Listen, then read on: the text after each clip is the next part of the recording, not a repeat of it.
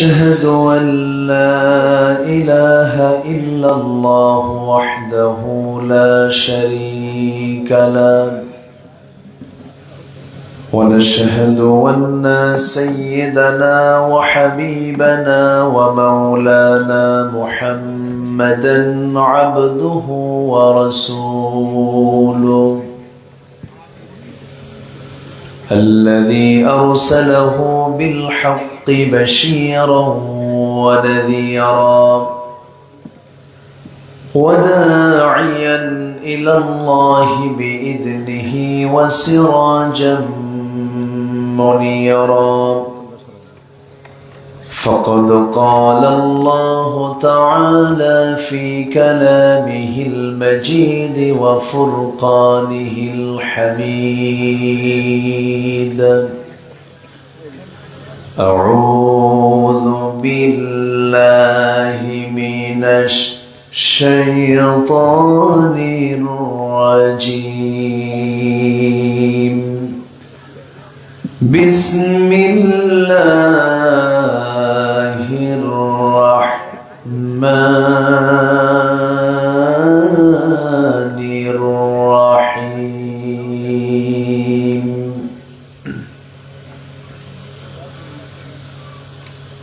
إنما كان قول المؤمنين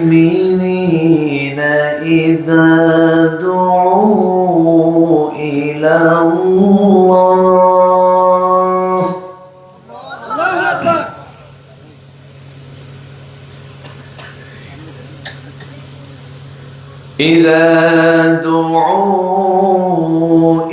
الله ورسوله ليحكم بينهم أن يقولوا سمعنا وأطعنا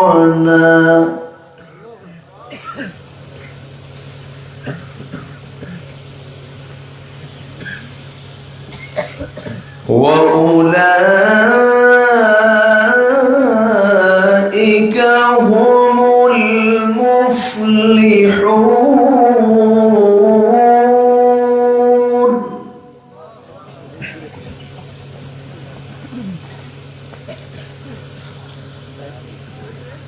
من يطع الله ورسوله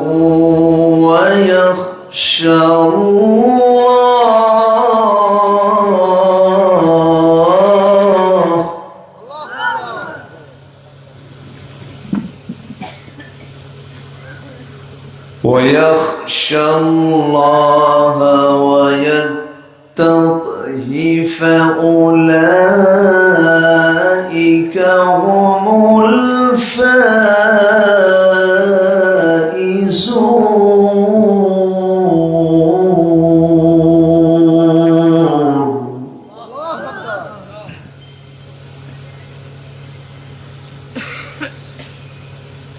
الله أكبر بسم الله الرحمن الرحيم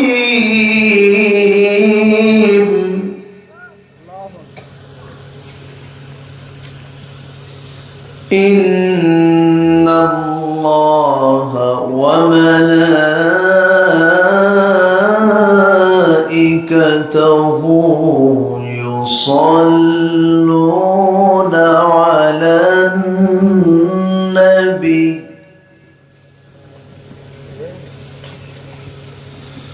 يا أيها الذين آمنوا صلوا عليه وسلموا تسليما اللهم صل على محمد وعلى آل محمد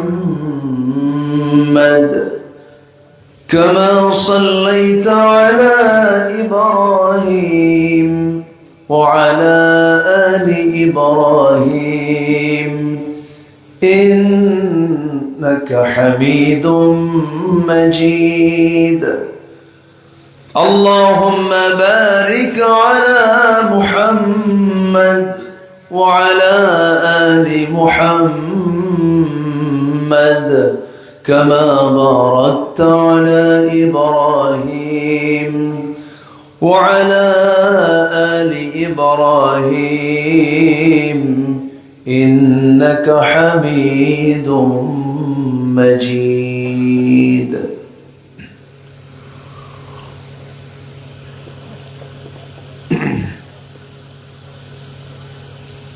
সবুজ বেষ্টিত অঞ্চল রাজশাহী জেলার মোহনপুর উপজেলার লালইচ দারুল উলুম হাফিজিয়া মাদ্রাসা মাহফিল ইন্তেজামী কমিটি কর্তৃক আয়োজিত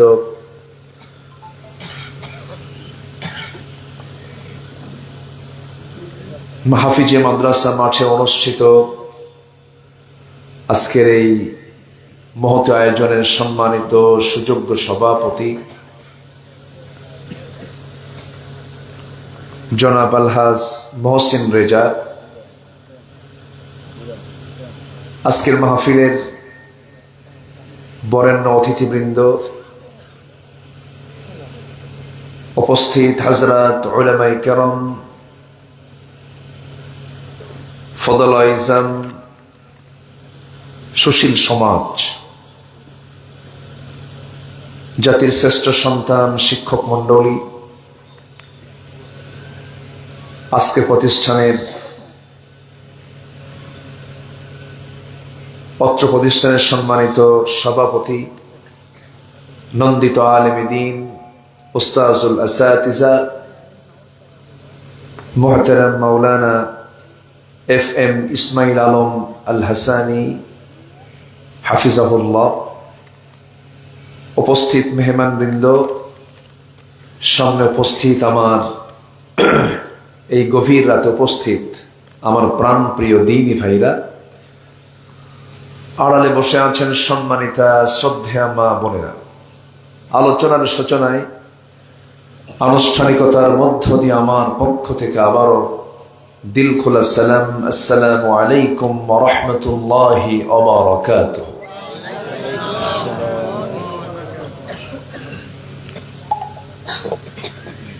সবাই কেমন আছেন? এত রাতে তো ক্লান্তি আসা স্বাভাবিক। আমার ইসমাইল ভাই মনে হয় করোনার আগে হবে না? করোনার আগে এই প্রোগ্রামটা ছিল, তো এই সময় সঙ্গত কারণে মাহফিলটা স্থগিত হয়ে যায়, দীর্ঘ আগের কথা। তো আমি আবার বললাম, ভাইজান আমার তো একটু আসতে দেরি হবে, কি আপনি যখন পারেন আসেন। হয়তো অনেকে মনে করেছেন হয়তো আমি আসবো কিনা এটা ভেবে, এবং মাদ্রাসা তো কালেকশন নির্ভর মাহফিল, হয়তো অনেকে চলেও গেছেন। তা আসতে পেরেছি, শুকরিয়া আদায় করছি আমি আল্লাহ তাআলার। সবাই বলছি আলহামদুলিল্লাহ। আমার ইসমাইল ভাই অত্যন্ত মাহফিল অঙ্গনে খুবই পুরাতন মানুষ, দীর্ঘদিনের তার অভিজ্ঞতা, অনেক লম্বা সময় তিনি কথা বলেছেন। আমি শেষ ক্লাসে এসে কিছু ভাঙ্গা চূড়া কিছু কথা বলতে চাচ্ছি, আমাকে সময় দেওয়া যাবে তো কিছুক্ষণ? জোরে বলি ইনশাআল্লাহ। আচ্ছা, গ্রামের নামটা কি? লালইচ। আচ্ছা, লালইচ গ্রামের বাড়ি এমন কারা কারা আছেন একটু হাত তুলে দেখেন তো দেখি। যাক, আলহামদুলিল্লাহ, গ্রামবাসী আছেন, বলি আলহামদুলিল্লাহ। আমি আসতে নিয়ে দেখি সে মান্দা 25 কিলো 30 কিলো দূর থেকে অনেকে আসছিলেন। রাস্তায় দেখা হলো, বললো হুজুর অনেক রাত হয়ে গেছে, চলে যাচ্ছি আমরা। তো যাই হোক,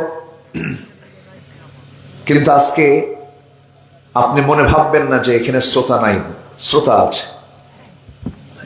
আমি যা বলবো আগামীকালকে প্রযুক্তির মধ্য দিয়ে অনলাইনের মধ্য দিয়ে এটা আগামীকালকে চলে যাবে কোটি মানুষের কাছে। এখন কোনো কথা আর লিমিটেশন সীমাবদ্ধ কোনো জায়গার মধ্যেই সীমাবদ্ধ থাকে না, এটা সব জায়গায় ছড়িয়ে পড়ে। আমি অত্যন্ত গুরুত্বের সাথে যতটুকু পারছি কিছু কথা আমি বলার চেষ্টা করছি। ওমা তৌফিকি ইল্লা বিল্লাহ। নিচে মনে হয় কয়েল আছে না? আমি গন্ধটা নিতে পারি না, একটু সরাই দিলে ভালো হয়। সম্মানিত ভাইয়েরা, আমি সেখান থেকে কথা বলতে চাই যেখান থেকে আমি তেলাওয়াত দিয়ে শুরু করেছি। হ্যাঁ, যে সূরা থেকে আমি তেলাওয়াত করেছি সেই সূরার নাম হলো সূরাতুন নূর। নূর মানে হলো আলো। নূর মানে কি? আলো। ওয়ান নূরিল্লাযী আনজালনা। আল্লাহ তাআলা নূর দিয়ে কোরআনকেও বুঝিয়েছেন। কোরআনের আরেকটা নাম কি? নূর, যা জুলুমের বিপরীত। লিতুখরিজান নাস মিনাজ যুলুমাতি ইলান নূর। সেই সূরা নূর থেকে আমি 51 এবং 52 এই দুটো আয়াতে কারিমা আমি তেলাওয়াত করেছি। আমি নাতি দীর্ঘ কথা বলবো। ওমা তৌফিকি ইল্লা বিল্লাহ। আমি খুব বেশি কষ্ট আমি আপনাকে দেব না, তবে শ্রেষ্ঠ ভাষণগুলো খুব বেশি লম্বা হয় তা নয়। বিশ্বের সেরা ভাষণ দিয়েছেন জনাবে মুহাম্মদুর রাসূলুল্লাহ সাল্লাল্লাহু আলাইহি ওয়াসাল্লাম। তিনি ইখতাবু ফি হাজ্জাতিল বিদা, বিদায় হজের যে ভাষণটা দিয়েছেন তার সম্পূর্ণ টোটালি এটা হাদিস আকারে আছে, যা বলতে সময় লেগে যায় সর্বোচ্চ বড় জোর 25 থেকে 30 মিনিট। এই নাতি দীর্ঘ বক্তৃতায় আমার নবীজি এমন কোন সাবজেক্ট নাই যা তিনি তার বক্তৃতায় উপস্থাপন করেন নাই। সুবহানাল্লাহ বলবেন না? সকল কথা নির্যাস তিনি তার সেই বক্তৃতায় উপস্থাপন করেছিলেন। আমলের জন্য খুব বেশি লম্বা সময় লাগে তাও না, কিন্তু আমার দেশে ওয়াজ লম্বা হয় কিন্তু আমল খাটো। আমল কি? খাটো। আমলের পাল্লাটা খুবই খুবই হালকা। কিন্তু আমরা আমল বড় করব না ওয়াজ বড় করব? বলেন, ওয়াজের পরিমাণ বেশি হওয়া দরকার না আমলের পরিমাণ বেশি হওয়া দরকার? আমলের পরিমাণটা বেশি হওয়া দরকার। সম্মানিত ভাইয়েরা, আল্লাহ তাআলা তেলাওয়াতকৃত আয়াতের ভিতরে ঈমানদারকে ডাক দিচ্ছেন। ডাক দিয়ে বলছেন, একটা আয়াতে শেষে বলছেন এরা হচ্ছে সফল কাম, এবং দ্বিতীয় আয়াতে বলছেন এরা হলো মূলত মানে মূল কৃতকার্য, তারা সফল, তারা এটাও সফল। ফাইজুন আর মুফলিহুন। আল্লাহ তাআলা এই দুটো আয়াতে কিছু কাজ বান্দাকে জানিয়ে দিচ্ছেন। আমি সোজা ভূমিকায় না গিয়ে সোজা আমি আলোচনার দিকে চলে যাচ্ছি। সম্মানিত ভাইয়েরা, দোরগড়ায় মাহে রমজান একদম কড়া নাড়ছে। আমরা রমজান পাচ্ছি ইনশাআল্লাহ বলি, জোরে বলি ইনশাআল্লাহ। এটা আমাদের জন্য একটা আনন্দের বিষয়, কিন্তু কারণ রমজানটা হলো আমার আপনার জন্য আল্লাহর পক্ষ থেকে একটা বড় উপহার।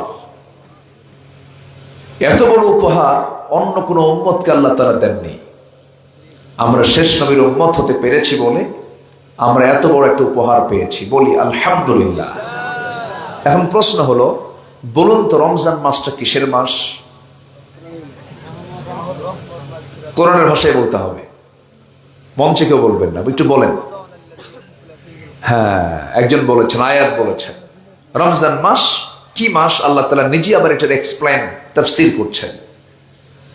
আল্লাহ রাব্বুল আলামিন বলেন, শাহরু রমাদানাল্লাযী উনজিলা ফীহিল কুরআন হুদাল লিন-নাসি ওয়া বায়িনাতিন মিনাল হুদা ওয়াল ফুরকান। জোরে বলুন আল্লাহু আকবার।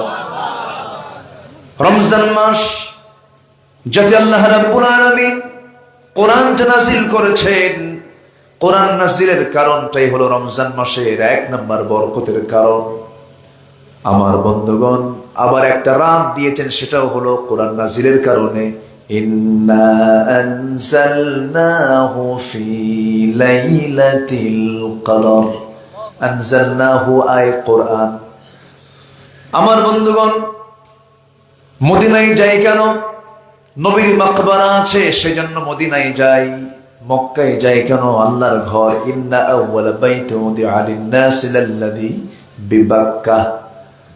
কাবা থাকার কারণে আমরা মক্কায় যাই। মক্কার গুরুত্ব বেড়েছে কাবার কারণে, মদিনার গুরুত্ব বেড়েছে নবীর কবর থাকার কারণে, ওযুর গুরুত্ব বেড়েছে নামাজের কারণে, সালাতের কারণে। তেমনি রমজান মাসের গুরুত্ব বেড়েছে কি নাজিলের কারণে? কোরআন নাজিলের কারণে। সে কোরআন নেই আজকের এই মাহফিল, এই যে মাদ্রাসা, সবকিছুর মূল কেন্দ্র কিন্তু এই কিতাব, এই কোরআন। আমি দেখতেছি অনেক দান করেছেন না? অনেকে অনেক দান করছে। আপনি মনে হয় মোটামুটি বলেছেন আলহামদুলিল্লাহ। এটা তো বিশাল, মানে এটা এক্সপার্ট ছাড়া এটা সম্ভব না। আমার ইসমাইল ভাই মনে হয় খুব সুন্দর করে আন্তরিকতা নিয়ে তিনি মাদ্রাসার জন্য খুব চেয়েছেন আপনাদের কাছে। আপনারাও দান করেছেন। আল্লাহ, তুমি এই গ্রামবাসীর সকলের এই কষ্টার্জিত অর্থ থেকে, সম্পদ থেকে, শস্য থেকে যে দানগুলো করেছেন, আল্লাহ তুমি তাদের সকল দানকে সাইয়েদনা ওসমানের দানের সঙ্গে কবুল করে নাও। জোরে বলি আল্লাহুম্মা আমিন। আমার দেশের মাদ্রাসাগুলো লাউ বেসার কুদ বেসা টাকা দিয়ে তো চলে।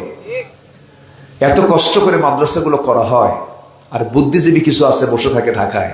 এরা বলে কি জানেন? জঙ্গির প্রজনন কেন্দ্র।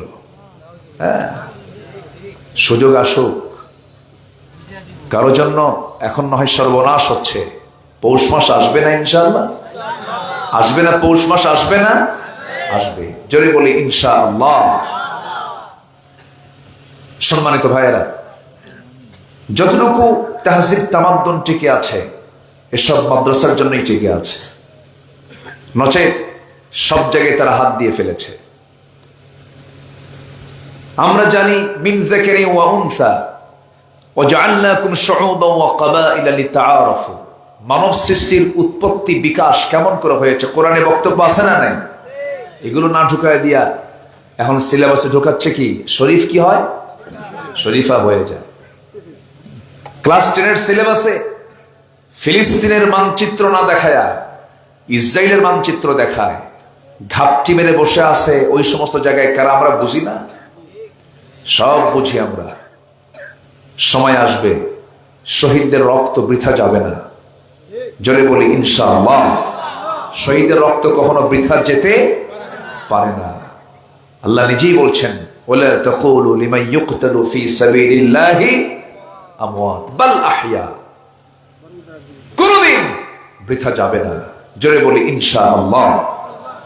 আমি সবার কাছে উদাত্ত আহ্বান জানাবো। মাদ্রাসার মাহফিল তো, আমি সবার কাছে উদাত্ত আহ্বান জানাবো। আমি আমার ছোট্ট জীবন, ক্ষুদ্র জীবন, বয়স কম, শুধু আমি এতটুকু বলতে চাই, আমার এই ক্ষুদ্র জীবনের অভিজ্ঞতা, বহু সচিব, বহু বড় বড় উচ্চপদস্থ কর্মকর্তা ঢাকার মসজিদে প্রায় 20-25 বছর যাবৎ ঢাকার মসজিদে নামাজ পড়াই। কিছু খাস মুসল্লি, কিছু কাছের মুসল্লি পরিচিত হওয়ার কারণে তাদের জীবন, তাদের সামাজিক পারিবারিক জীবন হিস্ট্রিগুলো শুনে এটাই মনে হয়েছে যে যত বড়ই হোক না কেন, যে পিতা মাতা তার সন্তানকে কোরআন শেখাতে পারে নাই, তার গোটা জীবনটাই মিছা, বৃথা, সম্পূর্ণ বৃথা এটা। সেদিন ঢাকাতে এক মুরব্বী আমার চোখের সামনে দেখি, খুব চাপা কান্না, তার আওয়াজ নাই কিন্তু চোখ দিয়ে টপ টপ করে পানি পড়ছে। উনি একজন সচিবের বাবা। আমি বললাম, কান্দেন কেন, কি হয়েছে আপনার, বলেন তো। বাবা, আমাকে দেখার মতো কেউ নাই, বুড়া হয়ে গেছে। কেন? সব ব্যস্ত, আমাকে কেউ টাইম দেয় না। বাবা, আমি ভুল করছি, কি ভুলটা আমার, কারোই দোষ নাই। সন্তানদেরকে আমি আখেরাত শিখাই নাই, আখেরাত বুঝাই নাই, কোরআন বুঝাই নাই, দিন শিখাই নাই। অতএব সন্তানের দোষটা আগে হওয়ার কথা না বাপ মার দোষটা আগে হওয়ার কথা? শুধু আমরা সন্তানের দোষগুলোই আমরা খুঁজে বেড়াই না, বাপ মার দোষও কিন্তু আছে। সবার কাছে আমার প্রথমেই আলোচনার শুরুতে একটা আহ্বান থাকবে, এবং প্রযুক্তির মধ্য দিয়ে সব গার্জিয়ানদের কাছে আমার এই আহ্বানটা থাকবে, জীবনের শেষ পড়ন্ত বেলায় নিজে বিপদে পড়েন না। সন্তানদের প্রয়োজন হয়, মানুষের প্রয়োজন হয়, শুধু চোখের পানিতে শুধু দাড়ি আর গাল ভিজবে, আফসোস করবেন, শুধু ঠোঁট কামড়াবেন, লাভ হবে না। সন্তানকে নৈতিকতার শিক্ষা আগে কোরআন আপনার সন্তানের সিনার মধ্যে আগে ঢুকায় দেন, ঠিক কিনা? ঢুকায় দেন। সামনে রমজান আসছে, আমরা কোরআনটাকে সুন্দর করে পড়বো। জোরে বলি ইনশাআল্লাহ, জোরে বলি ইনশাআল্লাহ। সম্মানিত ভাইয়েরা, আমি যেখান থেকে আমি তেলাওয়াত করেছি, প্রথম আয়াতে আল্লাহ তাআলা একটা কাজের কথা বলেছেন, আর দ্বিতীয় আয়াতে আল্লাহ তাআলা তিনটা কাজের কথা বলেছেন, এবং ফলাফল দিয়েছেন এরা হলো সফল। এরা কি বলেন তো? সফল। আল্লাহ রাব্বুল আলামিন বলেন, ইন্নামা কানা কাওলাল মুমিনিনা ইযা দুউ ইলাল্লাহি ওয়া রাসূলিহি লিয়াহকুমা বাইনাহুম আন ইয়াকুলু সামি'না ওয়া আতা'না ওয়া উলাইকা হুমুল মুফলিহুন। জোরে বলুন আল্লাহু আকবার। নিঃসন্দেহে মুমিনদের বক্তব্য এটাই হবে, যখন তাদেরকে আল্লাহ এবং রাসূলের দিকে যখন ডাকা হয়, লিয়াহকুমা, মীমাংসার ব্যাপারে, পরস্পরের মাঝে, আইনের ব্যাপারে, আদালতের ব্যাপারে, সেই সময় তারা এই ব্যাপারে কোনো নেগেটিভ মন্তব্য না করে, না সূচক শব্দ না বলে, তারা বলে আল্লাহ যে হুকুমগুলো করেছেন সামি'না, শুনলাম, সঙ্গে সঙ্গে তা মানলাম। আল্লাহ বলছেন এই সমস্ত বান্দাগুলো সফল। জোরে বলুন সুবহানাল্লাহ। একটু সময় লাগবে কথাগুলো বুঝতে, একটু আমি সময় নেই। কষ্ট হচ্ছে না তো কারো? বলি আলহামদুলিল্লাহ। আমার বন্ধুগণ, অনেক মুমিন দাবি করে থাকেন, ঈমান এনেছেন, নামাজও পড়েন, রোজাও রাখেন, হজও করেন, যাকাতও দেন, দান সদকা করেন, মসজিদও বানান, মাদ্রাসাও বানান, ভালো কথা। কিন্তু যখন তাকে বলা হয় আল্লাহ যে হুকুমগুলো দিয়েছেন, যে বিচারগুলো দিয়েছেন, তা তোমাকে মানতে হবে, সে বলে না, নামাজ আমি পড়বো, রোজা আমি রাখবো, কিন্তু সচিবালয় চলবে আমার নিয়মে, ক্যান্টনমেন্ট চলবে আমার নিয়মে, ডিসি অফিস চলবে আমার নিয়মে, অ্যাডমিনিস্ট্রেশন চলবে আমার নিয়মে, নামাজ পড়বো আল্লাহর নিয়মে, অ্যাডমিনিস্ট্রেশন চলবে আমার নিয়মে। এমন জাতীয় চেতনা লালন করা মানুষ বুঝি বাংলার জমিনে একটাও নাই। আসতে বলে আছে না? নাই। ইসলামটাকে তারা মনে করেন মসজিদ, মাদ্রাসা, দান সদকা, হয়তো কিছু ইবাদত, আনুষ্ঠানিক কিছু ইবাদতের মধ্যেই তারা দিনদারি হয়ে গেল, আর দুনিয়াদারি হলো বাকিগুলো। কিন্তু দিনদারি, দুনিয়াদারি বলতে ইসলাম এটাকে কিছুই বলে নাই। এই পৃথিবীতে কোনো কাজ ইবাদতের বাইরে নাই। ইসলাম তেমন একটা বিধানের নাম, নখ কাটার বিধান ইসলামে আছে না নাই? বলে নখ কাটার সিস্টেম যে ইসলামে পাওয়া যায়, যে ইসলাম দোলনা থেকে শুরু করে নিয়ে আন্তর্জাতিক পরিমণ্ডল পর্যন্ত, রাষ্ট্র পর্যন্ত, সব জায়গায় ইসলাম সমস্ত বিধিবিধান সম্পূর্ণ স্পষ্ট করে দিয়েছে। আল হালাল বাইয়িন আল হারাম বাইয়িন, সব কিছু বলে দিয়েছে। অতএব এই দুনিয়াতে কোনো কাজ করতে গেলে নিজের মতো করব না, আল্লাহর আইনে করব। নিজের মতো করব না, নবীর পদ্ধতিতে করব, নবীর পদ্ধতিতে করব। আল্লাহ রাব্বুল আলামিন রাসূলের দাম কত দিয়েছেন দেখেন, মা আতাকুমুর রাসূলু ফাখুযুহু ওয়া মা নাহাকুম আনহু ফান্তাহু লাকাদ কানা লাকুম ফি রাসূলিল্লাহি উসওয়াতুন হাসানাহ লিমান কানা ইয়ারজুল্লাহা ওয়াল ইয়াওমাল আখির وذكر الله كثيرا। জোরে বলুন আল্লাহু আকবার। রাসূল জানিয়ে এসেছেন তা ধরো, যা নিষেধ করেছেন তা তোমরা নিজের জীবন থেকে মাইনাস করে ফেলে দাও। আর তোমাদের জন্য উত্তম আদর্শের বাস্তব নমুনা মডেল কেউ নন নেতা হিসাবে। তোমার জন্য নেতা হিসাবে, শুধু নেতা হিসাবে, আদর্শ হিসাবে, পিতা হিসাবে তোমার জন্য তুমি কোন দিকের মডেল রাসূলকে দেখতে চাও? আমার নবীকে শুধু রাসূল হিসাবেই মানলে হবে না, জীবনের চরাচরে প্রত্যেকটা জায়গায় যত চরিত্র দরকার সকল চরিত্র মানতে গেলে রাসূলের চরিত্রকে সামনে হাজির করতে হবে। আমি পিতা হয়েছি, নবীর মতো পিতা হব। আমি স্বামী হয়েছি, নবীর মতো স্বামী হব। আমি বাবা হয়েছি, নবীর মতো বাবা হব। এইরকম করে আমার রাসূল যা ছিলেন সেই মডেলটা আমার জীবনে যদি সুন্দর করে যদি আমরা এটাকে সুন্দর করে রূপায়ণ করতে পারি, আল্লাহ বলছেন বান্দা আমি তো তোকে রসুলকে তোর জন্য মডেল বানায়া দিয়েছি। কেমন করে চুল কাটবি রসুলকে দেখবি, কেমন করে কথা বলবি রসুলকে দেখবি, কেমন করে আন্দোলন করবি রসুলকে দেখবি। সব জায়গায় যে বান্দা রসুলকে ফলো করবে, রসুলের সমস্ত আদর্শকে মানবে, সামিআনা ওয়া আতাআনা, শুনলাম মানলাম, আল্লাহ বলছেন ওই সমস্ত বান্দাগুলো সফল কাম। যখন সুবহানাল্লাহ। আমার ভাইয়েরা, এর উল্টা হলো বনি ইসরাইলরা, ওদের চরিত্র কেমন? সামিআনা ওয়া আসাইনা, সামিআনা ওয়া আসাইনা। আর উম্মতে মুহাম্মাদের চরিত্র তো হবে সামিআনা ওয়া আতাআনা। আয়াতের অনুকূলে আল্লাহ তাআলা আরেকটা আয়াত দিয়েছেন।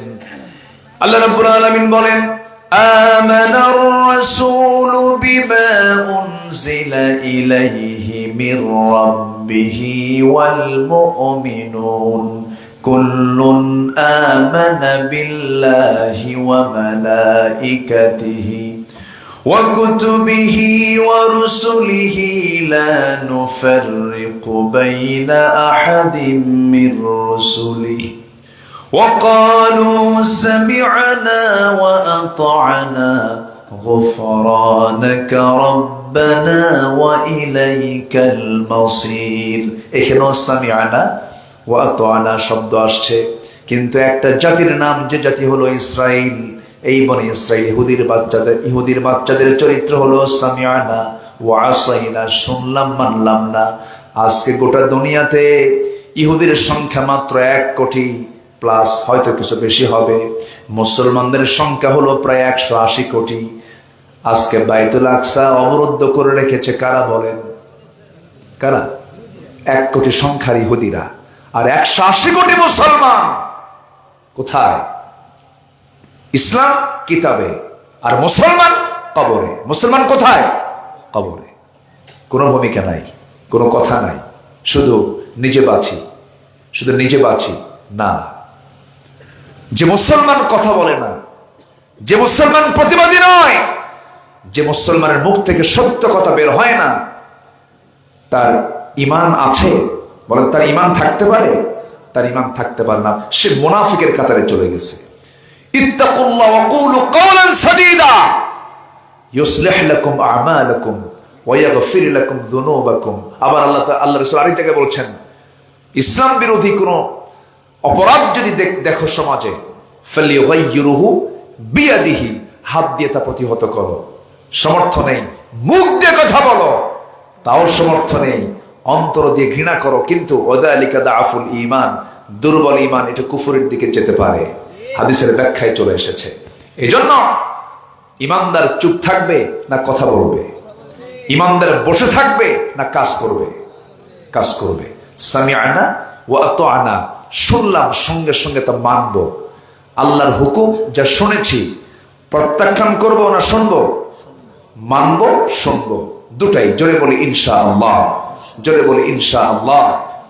মুসা আলাইহিস সালাম বনি ইসরাইলদের নবী ছিলেন, বললেন আনতাযবাহু বাকারা, তাই না? আনতাযবাহু বাকারা। ওরা বলল মা লাউনুহা, এটা রং কি, বয়স কত, এই ওই দুনিয়ার প্যাঁচ লাগানো। সেই জাতি, এই বাঁকা জাতি, যে জাতি অসংখ্য নবীকে হত্যা করেছে, গোটা পৃথিবী আজকে বিস্ফোরণ হলো এই ইসরায়েল, মানবতার দুশ্মন তারা। আজকে মুসলমান তাকে প্রতিহত করার মতো হিম্মত নাই, অথচ 57টা মুসলিম রাষ্ট্র, প্রতি 4 জনে একজন মুসলমান। গোটা পৃথিবীর জনসংখ্যা প্রতি 4 জনে একজন মুসলমান। খনিজ সম্পদ, প্রাকৃতিক সম্পদে ভরপুর মুসলিম দেশগুলো। বিশ্বের 10টি ধনী তালিকার দেশের মধ্যে অধিকাংশই হলো মুসলিম দেশ। কিন্তু আজকে মুসলমানদের দশা এমন হওয়ার কারণ কি? মুসলমান আজকে শোনে কিন্তু মানে না, ঠিক কিনা? শোনে কিন্তু মানে না। এই চরিত্র কি মুসলমানের না বনি ইসরাইলের? বনি ইসরাইলের। আমাদের ভিতরে সেই জাতীয় চেতনা আমাদের দেশেও লালন করা কিছু মানুষ কিন্তু আছে। নামাজ পড়বে, রোজা রাখবে, হজ করবে, দান করবে, সদকা করবে, কিন্তু যখন আপনার আইন নিয়ে কথা বলবেন, ফৌজদারি দণ্ডবিধি নিয়ে কথা বলবেন, আচ্ছা বলেন তো, আস-সারিকু ওয়াস-সারিকাতু ফাকতাউ আইদিয়াহুমা, চোর চুরি করলে হাত কেটে দাও, এই আইনটাকে কোরআনে নাই? এটা কি অচল থাকবে সারা জীবন? আর সচল করা দরকার। আমরা আয়াতগুলোকে কি করে রাখছি আমরা বলেন তো? অচল করে রেখে দিয়েছি। জেনা করলে তাকে দোররা মারো, মিয়াতে জালদা, দোররা মারো, রজম করো, কতল করো। আয়াতগুলো কোরআনে আছে না নাই? আসতে বলবেন না, আছে না নাই? এগুলো কি অচল থাকবে না সচল করতে হবে? সচল কি এমনি হবে না কাজ করতে হবে? এই দায়িত্ব আমাকে আপনাকে কে দিয়েছেন? আসতে বলবেন, এই দায়িত্ব আমাকে আপনাকে কে দিয়েছেন? আল্লাহ দিয়েছেন। এই জন্য শুনবো এবং সঙ্গে সঙ্গে তা মানবো। আল্লাহ বলছেন ওই বান্দা হলো সফল। জোরকাল সুবহানাল্লাহ। সম্মানিত ভাইয়েরা, আমি মনে হয় আপনাদেরকে কষ্ট দিয়ে ফেলতেছি কিনা এত রাতে? আমাকে সময় দিচ্ছেন তো? বলি আলহামদুলিল্লাহ। এখন সেকেন্ড আয়াতে আসি আমরা একটু। আল্লাহ তাআলা আমাকে আপনাকে যা দিয়েছেন, যে হুকুমগুলো দিয়েছেন, সে হুকুমগুলো বান্দার জন্য ক্ষতিকর না কল্যাণকর? একটু ভালো করে বলেন তো, ক্ষতিকর না কল্যাণকর? হারাম আমার জন্য ক্ষতি, এই জন্য হারাম করেছেন কে? আচ্ছা, হালাল আমার জন্য কল্যাণ, এই জন্য হালাল করে দিয়েছেন কে? এই ব্যাপারে কোনো কথা বলা যাবে? আসতে বলে এই ব্যাপারে কোনো ক্লেম করা যাবে? ক্লেম করা যাবে না, অভিযোগ দেওয়া যাবে না। আমার দেশে এমন কিছু কুলাঙ্গারও আছে, যদি কোরআনের আইন নিয়ে যদি কোনো কথা বলা হয়, অকপটে মিডিয়াতে, টেলিভিশনেও বলে ফেলে, প্রকাশ্যে বলে ফেলে কোরআনের আইনগুলো হলো মধ্যযুগীয় আইন। এই জাতীয় আইন সমাজে চলতে পারে না। অথচ এটা কত বড় কুফরি কথা হতে পারে, এগুলো আমরা কিতাবুলিল্লাহ শোনা যাচ্ছি, আমাদের কানে কিন্তু কথাগুলো আসতেছে, কিন্তু কথাগুলো কি মানে সাধারণ কোনো কথা না মারাত্মক ভয়ঙ্কর? মারাত্মক ভয়ঙ্কর কথা। আমরা কোরআনকে মানবো শুধু নামাজের হুকুমে না সবকিছুর হুকুমে মানতে হবে কোরআনকে? সবকিছুর হুকুমে কোরআনকে মানতে হবে। কোরআনের একটা আয়াত কেন, একটা শব্দ কেন, একটা হরফও যদি কেউ অস্বীকার করে, তার ঈমান আছে না গেছে? বলুন, তার ঈমান আছে না গেছে? তার ঈমান চলে গেছে। এই জন্য কোরআনের কোনো হুকুমকে আমরা অমান্য করার কোনো সুযোগ নেই। এখন প্রশ্ন হলো, আরেকটা প্রশ্ন, আচ্ছা আল্লাহ তাআলা যে হুকুমগুলো দিয়েছেন, কোরআনের যে বিধানগুলো দিয়েছেন, এই বিধান সমাজে চালু হোক, আপনারা সবাইকে চান?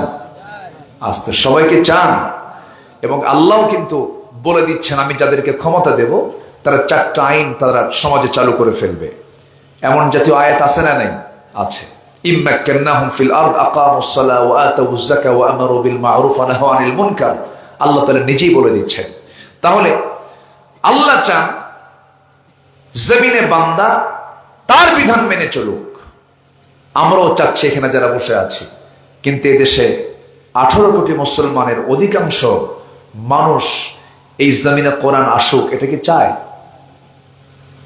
এটা জরিপ করেন, বলেন সবাই কি চায় জমিনে কোরআনের শাসন চালু হোক, আইন চালু হোক?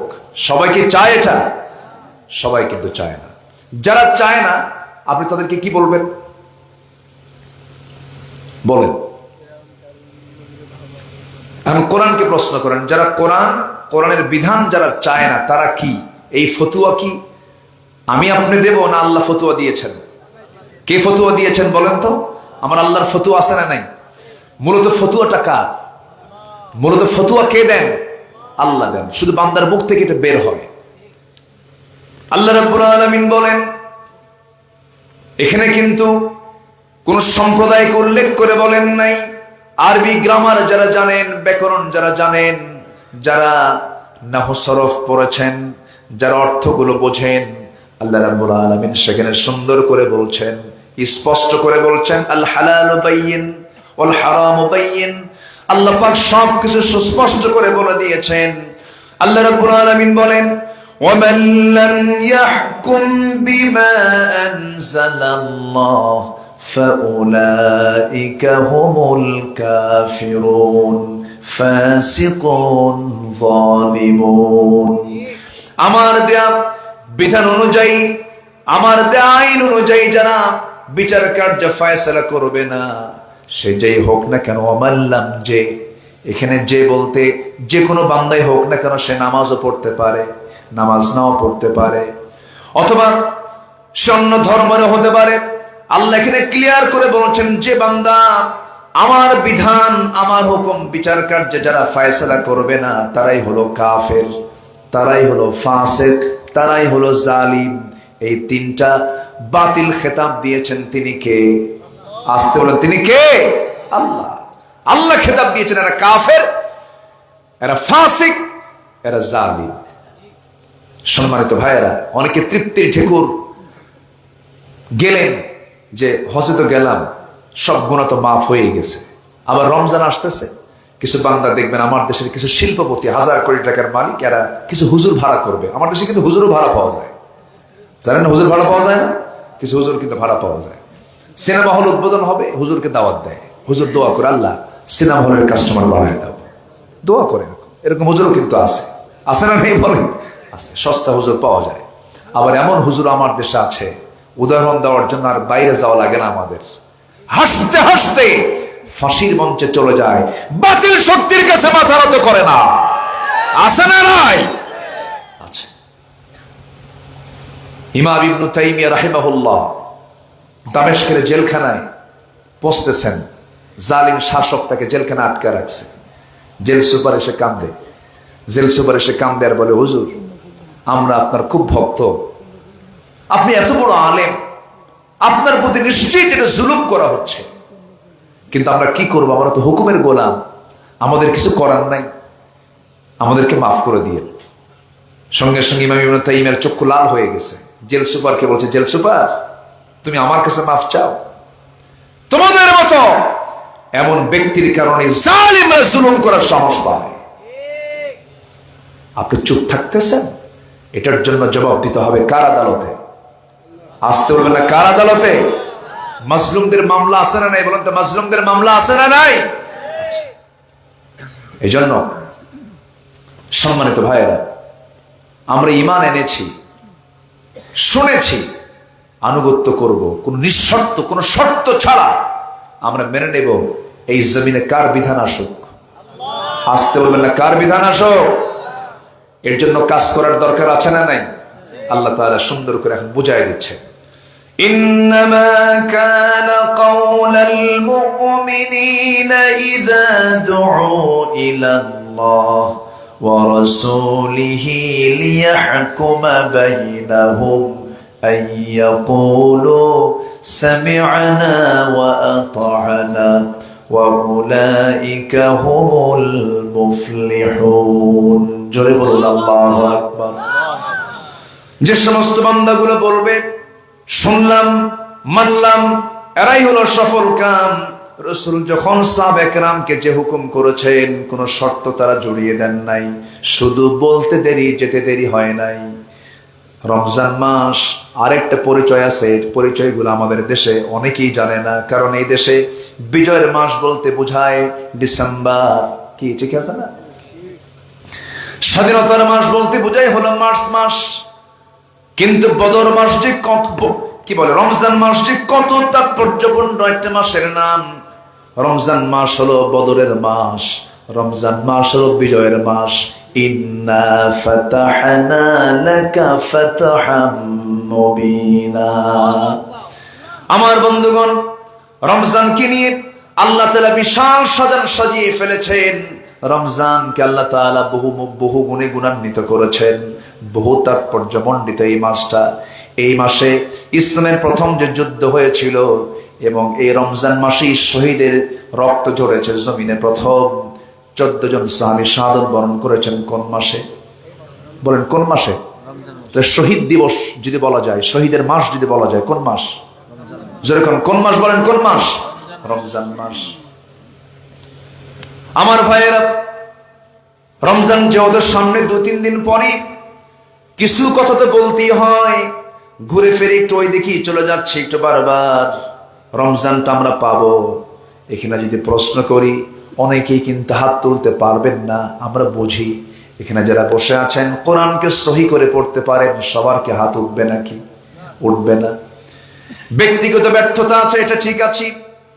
সামাজিক ব্যর্থতাও আছে, পারিবারিক ব্যর্থতাও আছে। তবে হ্যাঁ, যদি আজকে রাষ্ট্রীয় পৃষ্ঠপোষকতা যদি শক্তভাবে যদি দেখা হতো, ডিপার্টমেন্টকে যদি দেখানো হতো, কারিকুলাম যদি ঠিক মতো যদি সুন্দর করে সাজানো হতো, আমার বিশ্বাস 18 কোটি মুসলমানকে সহি তেলাওয়াত করানো সম্ভব। ঠিক কিনা বলেন? এই শিক্ষা দেওয়া সম্ভব হতো।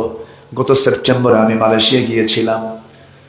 মালয়েশিয়ার প্রধানমন্ত্রী ডক্টর আনোয়ার ইব্রাহিম, বেচারা একদম চিকন লিখলিখে মানুষ, সারা জীবন জেল খাটছেন। প্রায় 16 থেকে 17 বছর সমকামিতার অভিযোগে অভিযুক্ত করে তাকে জেল খাটানো হয়েছে। যারা জেল খাটিয়েছে তারা এখন ক্ষমতার বাইরে, উনি এখন ক্ষমতায় আছেন। যারা তাকে জুলুম করেছে উনি উঠিয়ে বলেছেন, যারা আমাকে জুলুম করছে আমি তাদেরকে মাফ করে দিলাম। ওয়াল কাযিমিনাল গায়জ ওয়াল আফিনা আনিন নাস আল্লাহু ইউহিব্বুল মুহসিনিন। সেই ডক্টর আনোয়ার ইব্রাহিমের দেশ আমি দেখলাম, একজন দেশের প্রধানমন্ত্রী জুমার মসজিদে গিয়ে খুতবা দিচ্ছেন, নামাজ পড়াচ্ছেন। রেসেপ তাইয়্যিপ এরদোয়ান, তুরস্কের প্রেসিডেন্ট, নামাজ পড়াচ্ছেন। একজন হাফেজ কোরআন। আফগানিস্তানের আমির জাতীয় মসজিদে খুতবা দিচ্ছেন। এটাই তো সুন্দর দৃশ্য। তো ডক্টর আলী ইব্রাহিমের দেশে মালয়েশিয়া 60% মুসলমান, বাকি অন্যান্য দেশের চায়না কিছু আছে, অন্য ধর্মের বিভিন্ন লোক সেখানে বসবাস করে। এই 60% যে মুসলমান, অবাল বৃদ্ধ বনিতা, অর্থাৎ ক্লাস 8 লেভেলে যখন কোনো মুসলিম নাগরিক সেই দেশের ক্লাস 8 লেভেলে ওঠে, প্রত্যেকটা মুসলিম নাগরিকের 2 থেকে 3 পারা কোরআন মুখস্থ হয়ে যায়। আলহামদুলিল্লাহ বলবেন না? তাহলে তাদের কারিকুলামটা সাজানো আছে কোরআন শেখার জন্য করে। আর আমার দেশের যে কারিকুলাম ছিল, যা ছিল, মানে ফররুক আহমেদের কবিতা বাদ দিয়া ঢুকায় দিছে লাল গুরু। কি গুরু? লাল গুরু। এই হচ্ছে অবস্থা। এই প্রতিকূল পরিবেশে কু আনফুসাকুম ওয়া আহলিকুম নারা, আমাদেরকে পরিবারের জন্য অবশ্যই আমাদের খেয়াল রাখার দরকার আছে না নাই বলেন তো? এই দিকটাও খেয়াল করবো। রমজান মাসকে আমরা কাজে লাগাবো, জোরে বলি ইনশাআল্লাহ। আগামী রমজান হবে কোরআন শেখার রমজান। সিদ্ধান্ত কি নেওয়া যায়? সিদ্ধান্ত কি নেওয়া যায়? এই মাহফিল থেকে, প্রিন্ট মিডিয়া, অনলাইনের মধ্য দিয়ে আমি মুসলিম উম্মাহকে জানিয়ে দিতে চাই, যেই কোরআনকে নিয়ে এই মাসের এত তাৎপর্য, সেই কোরআনের মাসে মুসলিম যদি কোরআন তেলাওয়াত করার যোগ্যতা হারিয়ে ফেলে, এর চাইতে অযোগ্য, এর চাইতে অযোগ্যতা আর কি হতে পারে? যে কোরআন শিখতে লাগে 7 দিন, একটু মেধা ভালো হলে, একটু দুর্বল হলে 14 দিন, অথবা আরেকটু দুর্বল হলে 1 মাস, 29টা হরফ, 17টা মাখরাজ, কিছু সিফাত আপনি শিখলেন না, জানলেন না। জানেন, আস-সাওমু ওয়াল কুরআনু ইউশাফিআন লিল আবদি, হাসরের ময়দানে কোরআন এবং সিয়াম এই দুটা আল্লাহর কাছে সুপারিশ করবে, আল্লাহ এই বান্দাকে জান্নাত দিয়ে দাও। সুবহানাল্লাহ, জোরে বলে সুবহানাল্লাহ। এই জন্য আমরা কোরআনকে শিখবো না ইনশাআল্লাহ? আগামী রমজানের মাস হবে কি শেখার রমজান? বলেন বলেন, কি শেখার রমজান হবে? কোরআন শেখার রমজান হবে। আল্লাহ তাআলা আমাদেরকে কবুল করুন, জোরে বলি আমিন। তাহলে রমজান মাস হচ্ছে বদর যুদ্ধের মাস। রমজান মাস হল মক্কা বিজয়ের মাস। রমজান মাস হলো আনুগত্যের মাস। সামিআনা ওয়া আতা'না, সাহাবে কেরাম এটা প্র্যাকটিক্যাল দেখিয়ে দিয়েছেন। রাসূল বললেন, সাহাবীরা 16 রোজা রাখছো, আর রোজা রাখো না, তোমাদেরকে যেতে হবে বদর প্রান্তরে। যুদ্ধের ডাক এসেছে, কুরাইশ সব হাজির হয়ে গেছে, তোমরা কি পারবে? এই তোমার বাবার সাথে, তোমার ভাইয়ের সাথে, তোমার গোষ্ঠীর সাথে, তোমার বংশের সাথে এই সমস্ত লোকদের সঙ্গে বিরুদ্ধে কি তোমরা যুদ্ধ করতে পারবে? সাহাবা একরাম বলেন, ইয়া রাসূলুল্লাহ, আপনি যা বলবেন আমরা তাই করব। আল্লাহু আকবার বলেন। যা শুনলাম তাই মানলাম। সামিআনা ওয়া আতাআনা। হুজুর শুধু আপনি অর্ডার দেন আমাদেরকে। রাসূল বারবার বলছিলেন, সাহাবীরা তোমাদের সামনে দাঁড়িয়ে যাবে, তা কারো বাবা, কারো ভাই, কারো ছেলে, কারো জামাই সবার সামনে দাঁড়িয়ে যাবে। সাবধান, দিন প্রতিষ্ঠার সংগ্রামে কেউ কিন্তু পিছপা হওয়া যাবে না। একদম মানে ধৈর্যের পিরামিড হয়ে, লড়াকু সৈনিক হয়ে 313 জন, তারা কি পিছপা হয়েছেন না সামনের দিকে এগিয়ে গেছেন? কোন মাসে? এই চেতনা আমাদের লালন করার দরকার আছে না নাই? রাসূল যা বলেছেন হুবহু তারা ফলো করেছেন। আনুগত্যের একদম সম্পূর্ণ যে প্রদর্শনী সাহাবে কেরাম তা প্রদর্শন করেছেন। যুদ্ধের ডাক এলো, সাহাবে কেরাম কিনে রাসূল রওনা দিলেন। রওনা দেওয়ার সময় দেখা গেল না খাওয়া রাসূল, না খাওয়া সাহাবী। রাসূল বলেন, সাহাবীরা রোজা তো আজকে ভাঙতে হবে। সাহাবীরা, হুজুর রোজা তো ফরজ, ভাঙবো কেন? সওমও রাখবো, জিহাদও করবো। রাসূল বললেন, না, ফাইদ্দাতুম মিন আইয়ামিন উখার, অন্য সময় রাখা যাবে। শক্তি সঞ্চয় করো, বাতিল দুর্গে আঘাত হানো। আল্লাহু আকবার বলো। সাহাবা কেরাম রোজা ভেঙ্গে ফেললেন, রাসূল রোজা ভেঙ্গে ফেললেন। বদর যুদ্ধের ডাক এলো, সংখ্যা কম, সবার কাছে কানে কানে চলে গেছে। এক মহিলা এসে, মদিনার এক আনসার মহিলা সাহাবী, নবীর সামনে এসে বলছে, হুজুর আমার তো স্বামী নাই, স্বামী মারা গেছে, আমার কোনো বড় ভাইও নাই, আমি কাকে দেব এই যুদ্ধে পাঠাবো? আমার ছোট্ট 2 বছরের এই বাচ্চাটা আছে, হুজুর আপনি এই বাচ্চাটা নেন, এটা আপনি যুদ্ধের ঢাল বানায় নিয়ে। আল্লাহু আকবার বলে। আনুগত্য কাকে বলে? দিন প্রতিষ্ঠার সংগ্রামে জজবা কাকে বলে? রাসূল কেঁদে ফেললেন, বললেন, না, সন্তান তোমার কোলে থাকুক, আল্লাহ তোমার নিয়তকে কবুল করে নিয়েছেন। আরেকজন সাহাবী এসে বলে, হুজুর যুদ্ধের ডাক নাকি আসছে শুনলাম, আমরা আফরার ছেলে 2টা, আমরা যুদ্ধে যোগ দিতে চাই, আমাদের নাম লিস্টে নেন। বলে, নাই, বয়স নাই, ফিটনেস নাই, বাহুবল নাই, অনুমতি দিতে পারবো না। হুজুর অন্তত আপনি আমারে দেন, ওর চেয়ে আমি লম্বা আছি, বড় আছি। রাসূল বললেন, তাই ঠিক আছে। 16 জন বলে, হুজুর ওকে যদি অনুমতি দেন আমাকে দিতে হবে। কেন? ও লম্বাই বড়, কিন্তু গায়ের শক্তি আমার বেশি। আল্লাহু আকবার বলবেন না? 2 জনকে কুস্তি লাগাইয়া দিলেন। 2 জনই কুস্তিতে কেউ কম না, তবে বড় জন ছোট জনকে নিচে ফেলাইয়া দিচ্ছে। ছোট জন নিচ থেকে বলে, ভাই একসঙ্গে খাই ঘুমাই, আমারে তুমি নিবা না? একটু গায়ের শক্তি কমায় দাও। রাসূল টের পেলেন। রাসূল মুস্কি মুস্কি হাসি মেরে জড়া ধরে বললেন, আল্লাহ, এই বান্দাগুলোর গায়ের জোর নাই, কিন্তু ইমানের জোর আছে। আল্লাহু আকবার বলে। কি সুন্দর করে তারা দিন প্রতিষ্ঠার সংগ্রামে এগিয়ে এসেছেন। কোন মাসে বলেন? কোন মাসে? তাহলে যে রমজানের রোজা রেখে যে বান্দার মধ্যে বদরের মাসে, মক্কা বিজয়ের মাসে জিহাদের চেতনা লালন হয় না, ওটা কি অরিজিনাল রোজা হয়? অরিজিনাল রোজা হয় না। আমরা এটাকে লালন করব। জোরে বলি ইনশাআল্লাহ। যুদ্ধের ডাক চলে এলো, সাহাবে কেরাম রওনা দিলেন। 313 জন, 313 জন। আমার নবীজি বদর প্রান্তরে মদিনা থেকে 80 মাইল দূরে, আল্লাহ পাক আমাকে যাওয়ার তৌফিক দিয়েছেন, গিয়েছি, দেখেছি এই জায়গাগুলো, বারবার যাই, দেখি। শুহাদায়ে বদর সাক্ষী হয়ে আছে। 13 জনকে এক জায়গায় খবর দেওয়া হয়েছে, বাকি 1 জন ফেরার পথে। রাসূল বলেন, হুজুর, রাসূলকে বলা হলো, হুজুর আমাদের এই সাহাবীটা মারা গেছে, রক্ত পড়া বন্ধ হয়নি, শাহাদাত বরণ। রাসূল বললেন, তাহলে এখানে দাফনটা করো। রাস্তায় দাফন করে মদিনার দিকে রাসূল ফিরে গেলেন। এই মোট 14 জন, ওই শুহাদায়ে বদরের আশপাশে 1 জন, আর একসাথে শুহাদায়ে বদরের ওই জায়গায় 13 জন সাহাবী এখনো শুয়ে আছেন। তারা বুঝায় দিয়েছেন, এই জমিনে কারো আইন চলবে না, আইন চলবে কার?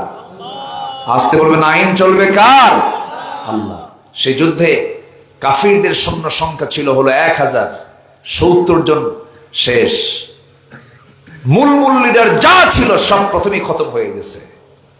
70 জনকে বন্দী করা হলো। সেই যুদ্ধে এমনও সাহাবী ছিলেন নিজের বাপকে দুনিয়া থেকে বিদায় করে দিয়েছেন। কার জন্য? আসতে বলবেন না, কার জন্য? আল্লাহর জন্য। সেই যুদ্ধের ময়দানে আমার নবীজি যুদ্ধের নেতৃত্ব দিয়েছেন। সেই যুদ্ধে রাসূল নিজে অংশগ্রহণ করেছেন এই রমজান মাসে। সাহাবায়ে কেরাম শুধু শুনেছেন, রাসূল শুধু বলেছেন আসো সামিআনা ওয়া তাআনা, কোন প্রকার কস তারা দেখেন নাই। যুদ্ধের ময়দানে ছোট্ট দুইটা বাচ্চাও মাঝ অংশগ্রহণ করেছে। আল্লাহ তাআলা কি ইতিহাস তৈরি করে রেখেছেন। আবু জেহেলের মতো একটা দাপুটে নেতাকে দুনিয়া থেকে বিদায় করার জন্য এই ছোট্ট দুইটা বাচ্চাকে সিলেকশন দিয়েছেন। জোরে করে আল্লাহু আকবার। এই ছোট্ট দুইটা বাচ্চার হাতে আবু জেহেল দুনিয়া থেকে বিদায় নিল। সাহাবায়ে কেরাম যুদ্ধে অংশগ্রহণ করে মুসলমানদের বিজয় যখন নিশ্চিত হয়ে গেল, আল্লাহ সাহায্য করলেন। অসহায়দের পাশে কে দাঁড়ান? ওয়ালাকাদ নাসারাকুমুল্লাহু বিবাদরিন ওয়া আনতুম আদিল্লাহ। আল্লাহর সাহায্য নুসরাত চলে এলো, হাজার হাজার ফেরেশতা নাযিল হয়ে গেল। আল্লাহর সাহায্য চলে এলে সাহাবায়ে কেরামদের বিজয় যখন নিশ্চিত হয়ে গেছে, আমার নবীজি সাহাবায়ে কেরামকে সঙ্গে সঙ্গে বলছেন, সাহাবীরা ৭০ জন কাফেরকে, কুরাইশকে ওই বদর কূপের মধ্যে ফেলে দাও। ৭০ জনকে কি করবো হুজুর? সাহাবীরা বলেন, হুজুর আমরা এদেরকে হত্যা করে ফেলি। রাসূল বললেন, না না, ওদেরকে পিঠমোড়া দিয়ে বেঁধে ফেলো। সেই পিঠমোড়া দিয়ে ৭০ জন যুদ্ধবন্দীর মধ্যে দেখা গেল আমার নবীর নিজের বড় মেয়ের জামাইও আটকা পড়েছে। আমার নবীর আপন চাচা আব্বাস রাদিয়াল্লাহু আনহু তিনিও আটকা পড়ে গেছেন। সব সাহাবীরা চিন্তা করতেছে, নবীর জামাইকে কেমন করে আমরা শক্ত দড়িয়া বাঁধি। বাঁধন থেকে বেঁধেছে, কিন্তু একটু দড়ির গিরাটা বাঁধনটা একটু নরম করে ঢিল করে দিয়েছে। ওইদিকে আমার নবীর আপন চাচা আব্বাস রাদিয়াল্লাহু তাআলা আনহু ইসলাম কবুল করেননি, সেই সময় তার বাঁধনটা নরম করে দিয়েছে, খাবারটা দিয়েছে স্পেশাল। দেখা গেল নবীর কাছে বলা হলো, হুজুর আপনার জামাইকে, আপনার চাচাকে আমরা সম্মান দিয়েছে, কি করেছ? রুটি দিয়েছি, গোশত দিয়েছে, বাকিগুলোকে খেজুর দিয়েছে। রাসূল বলেন, না, যুদ্ধের সিস্টেম তেমন নয়, যুদ্ধের আইন তেমন নয়, এখানে বৈষম্য করা যাবে না। যেহেতু খেজুর না দিয়ে রুটি দিয়েছ আর গোশত দিয়েছ, বাকি সবাইকে তোমরা এমন খাবারই ব্যবস্থা করো, উল্টা পাল্টা করা যাবে না, কম বেশি করা যাবে না। আমার নবীজির স্বহস্তে সবার কাছ থেকে মুক্তিপণ আদায় করতেছেন। এবার চলে এসেছে নিজের আপন চাচা। রাসূল বলছেন, চাচা আপনাকে মুক্তিপণ দিতে হবে। বলতেছে, ভাতিজা আমি তো তোমার চাচা হই। রাসূল বলেন, চাচা হন তো যুদ্ধ করতে আসছেন কেন ভাতিজার বিরুদ্ধে? কোনো মাসি নাই, মুক্তিপণ দিতে হবে, যুদ্ধবন্দী আপনি মুক্তিপণ দিতে হবে।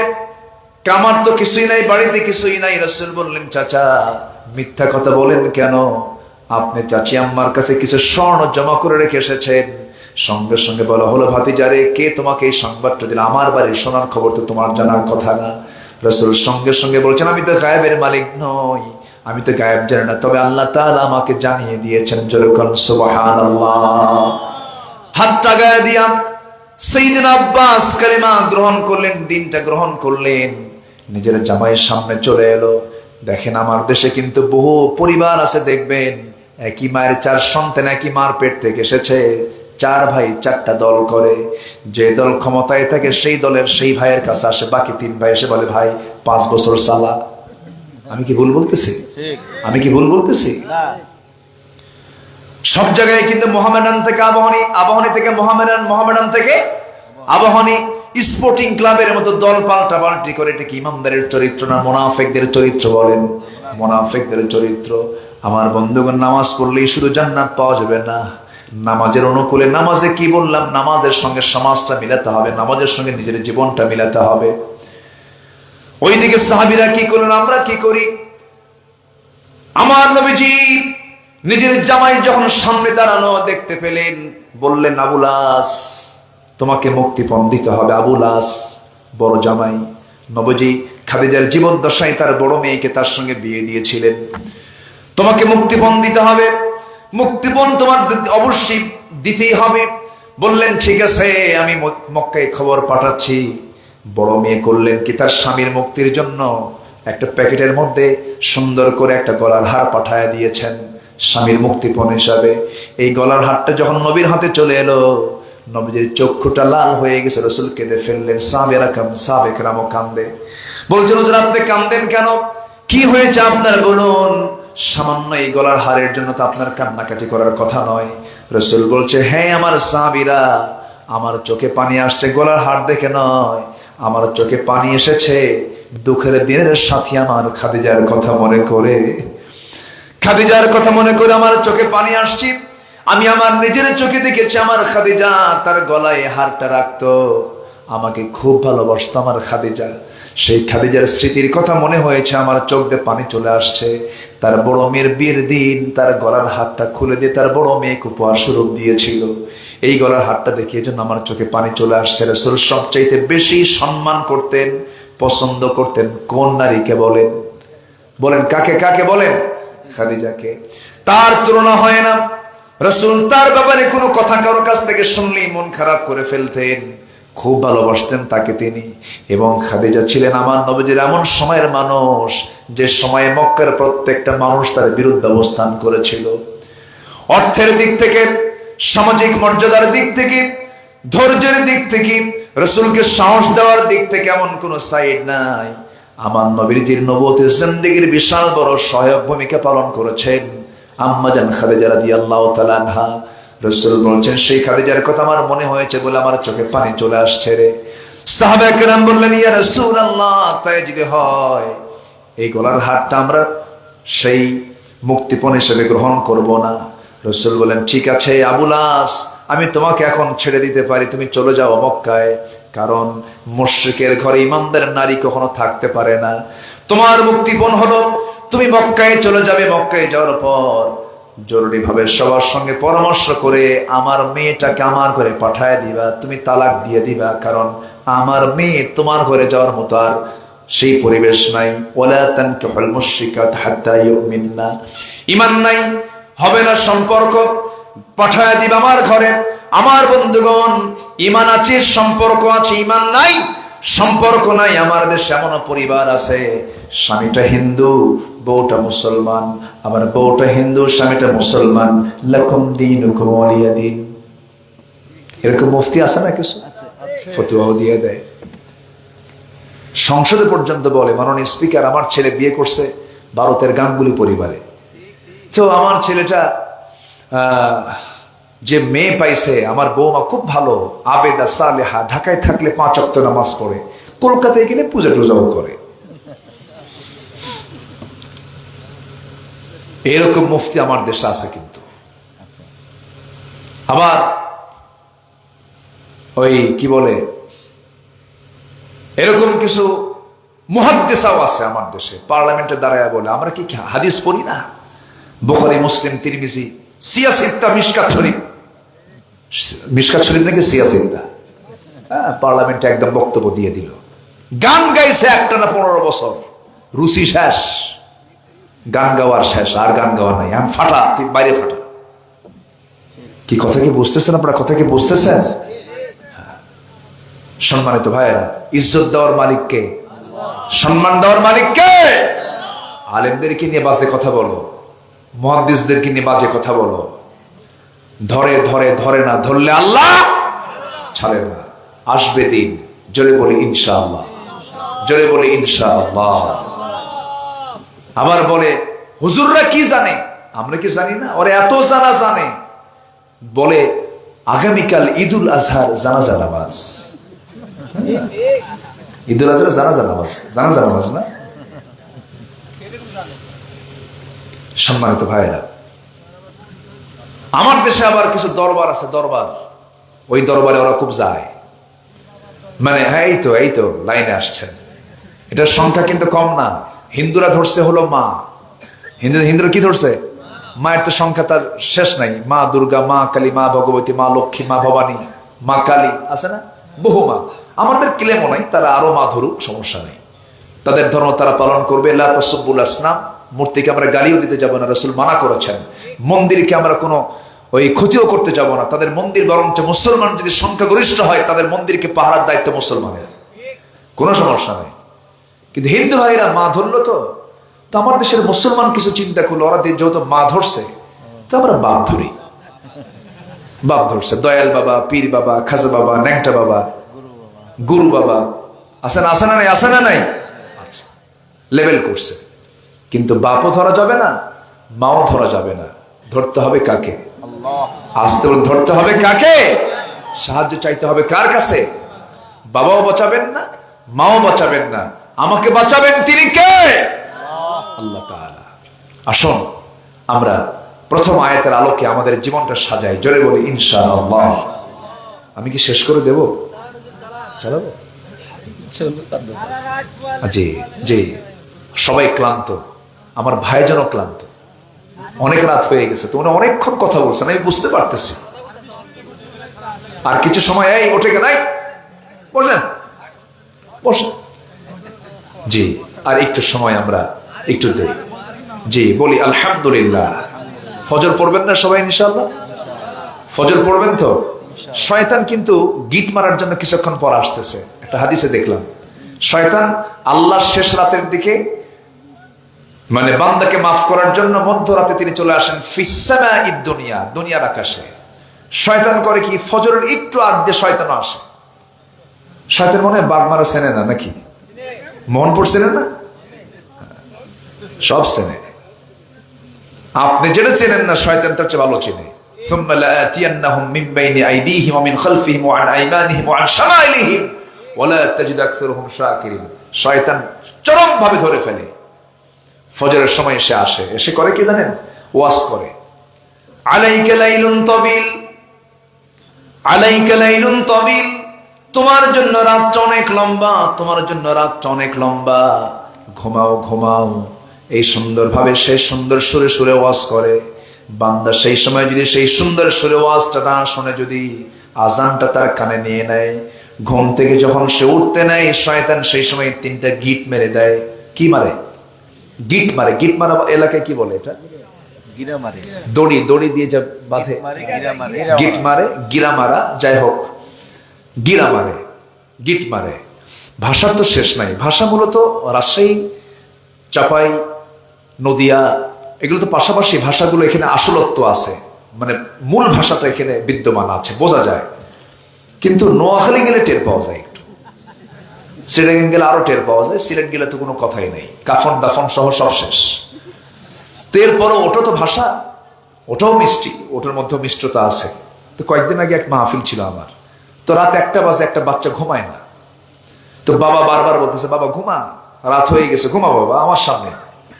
না, ছেলে খুব চঞ্চল, মানে ডান পিঠে টাইপের, ঘুমায় না। বাপ খেপে গিয়ে রেগে গিয়ে, মানে রাগলে তো মূল ভাষা বের হয়, বোঝেন নাই? মূল ভাষা বের হয় কিন্তু রেগে গেলে পরে, যে ওটা কোন ভাষা, রাগলে পরে টের পাওয়া যায়। তো রাগের ঠেলায় তার ছেলেকে বলছে, মুতিয়াই হুতিজা। মুতিয়াই হুতিজা, মুতিয়াই হুতিজা মানে হলো পেশাব করে তাড়াতাড়ি শুয়ে পড়, মুতিয়াই হুতিজা। এই হচ্ছে ভাষা। হ্যাঁ, তো ভাষাগুলো কে দিয়েছেন বলেন তো? আল্লাহ কিন্তু দিয়েছেন। আল্লাহ কিন্তু ভাষার মালিক। আল্লাহু আকবার বলেন।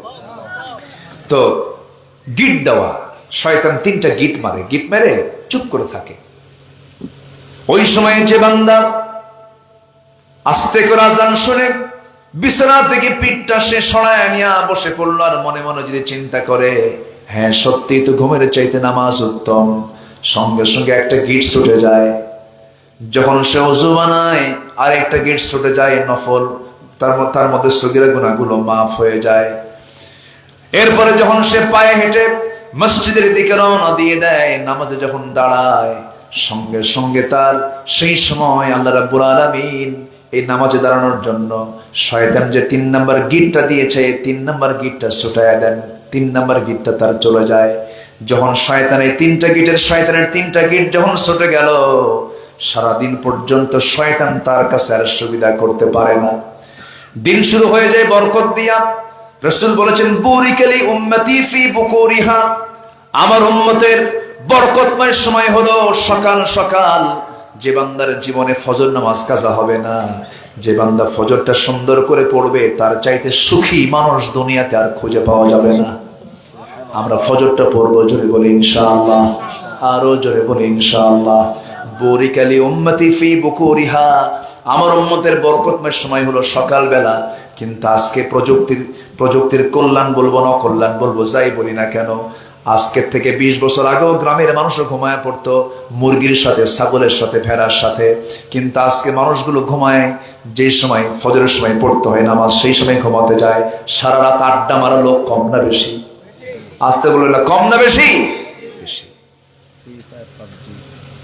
ফ্রি ফায়ার, পাবজি, হ্যাঁ, যুবকরা এগুলো করা যাবে না, নোংরামি করা যাবে না, এগুলো সব ওদের ব্যবসা, ওদের লাভ টাভ দেখায় লাভ নাই। মার্ক জাকারবার্গদের লাভ করায় লাভ কি? এগুলো আমার তো মনে হয় যারা এগুলো চালু করেছে ওরা এগুলোর সাথেই নাই। এগুলো শুধু একটা বিজনেস, একটা আইডিয়া দিয়ে একটা জগতে ফেলে দিয়ে লোফায় নিচ্ছে অর্থগুলো। তাছাড়া এগুলোতে শুধু সময় অপচয় ছাড়া আর কিচ্ছু না। জোরে কোন ঠিক কিনা? এই জন্য নোংরামির দিকে যাবা না। আল্লাহ তুমি সবাইকে, বিশেষ করে যুব সমাজকে সকল প্রকার অবক্ষয় থেকে আল্লাহ তাআলা হেফাজত করুন। জোরে বলি আল্লাহুম্মা আমিন। আরো জোরে আল্লাহুম্মা আমিন, আরো জোরে আল্লাহুম্মা আমিন। তাহলে আমরা কি ফজর পড়বো না ইনশাআল্লাহ? নামাজ পড়বো কয় ওয়াক্ত? বলেন কয় ওয়াক্ত নামাজ হবে বলেন তো? 5 ওয়াক্ত নামাজ। তাহলে আমরা একটা প্রথম সিদ্ধান্ত নিয়েছি, আগামী রমজান হবে কি শেখার রমজান। আর প্রত্যেক ফজরে শয়তানের কয়টা গিট ছুটাবো আমরা? 3টা গিট ছুটায় ফেলবো। জোরে বলি ইনশাআল্লাহ। দিন শুরু হবে সেজদা দিয়া, এবং দিন রাতও শেষ হবে কি দিয়া? সেজদা দিয়া। আল্লাহ তাআলা আমাদের সবাইকে আমল করার তৌফিক দান করুন। জোরে বলি আল্লাহুম্মা আমিন। আরো জোরে আল্লাহুম্মা আমিন। এই আশাবাদ কামনা করছি। আর কতটা না বাড়িয়ে যতটুকু হয়েছে। টাবর কাছে নাকি আপনার? না না, তাহলে তো এত রাত হয়ে গেল। সবার তো ক্ষুধা লাগছে। ক্ষুধা লাগেনি আপনাদের? ক্ষুধা লাগেনি? মিশা কথা কয়, একটু ক্ষুধা লাগছে। যাই হোক, শুনবেন? হ্যাঁ জি, দোয়া করবো ইনশাল্লাহ। জি, আমরা সব দেখি তো। কি গজল শুনবেন আপনারা? আগ্রহ আছে আপনাদের? আমি গজল পারি তো। আপনার কিন্তু এই গ্রামের লোকে সব লালইচ না? লালইচের অর্থ কি? খুঁজে তো পাওয়া যায়নি মনে হয়। লালইচ, লাল থেকে লালইচ বেশি মানে এটা মানে সুপারলেটিভ ডিগ্রি নাকি? মানে লাল, বেশি লাল নাকি? না, ঠিক আছে, কিন্তু লাল তো না, সব তো সবুজ, সবুজে ঘেরা গ্রাম। আলহামদুলিল্লাহ। তো দেখি, গজল শুনতে চেয়েছেন, একটু গজল শোনায় দিই, হালকা একটু গজল শোনায় দিই। আমরা ধীরে ধীরে দোয়ার দিকে যাব। যে কথাগুলো বললাম আমরা আমল করবো না ইনশাআল্লাহ? জোরে বলি ইনশাআল্লাহ। আমাদের প্রিয় বন্ধু হচ্ছেন মুহাম্মদ সাল্লাল্লাহু আলাইহি ওয়াসাল্লাম। সে কোন বন্ধু বলো বেশি বিশ্বস্ত? সে কোন বন্ধু বলো বেশি বিশ্বস্ত? কার কাছে মন খুলে দেয়া যায়, কার কাছে সব কথা বলা যায়, হওয়া যায় বেশি আশ্বস্ত? তার নাম আহমদ, বড় বিশ্বস্ত। যেজন কখনো ব্যথা দিতে জানে না, যেজন কেবলি মুছে দেয় বেদনা। ঠিক কিনা? রাসূল কি কষ্ট দিয়েছেন কাউকে কখনো? আমাদেরকে ভালোবাসেন কম না বেশি? যেজন কখনো ব্যথা দিতে জানে না, যেজন কেবলি মুছে দেয় বেদনা। হৃদয়ের হাহাকার, হৃদয়ের হাহাকার আপন করে নিতে আর কার বুক এত প্রশস্ত? তার নাম আহমদ, বড় বিশ্বস্ত। মহানবী বলে তারে কেউ বা ডাকে, আমি ডাকি প্রিয়তম।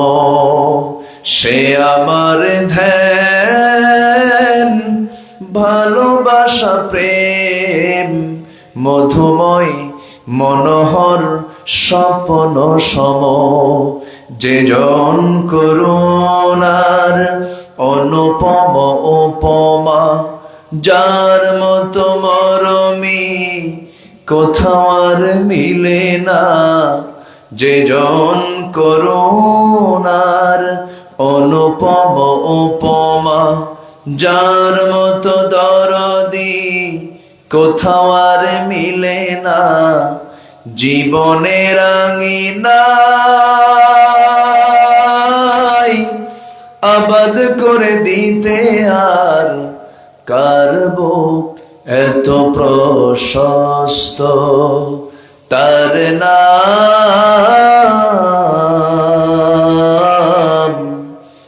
আহমদ বড় বিশ্বস্ত, আহমদ বড় বিশ্বস্ত, আহমদ বড় বিশ্বস্ত।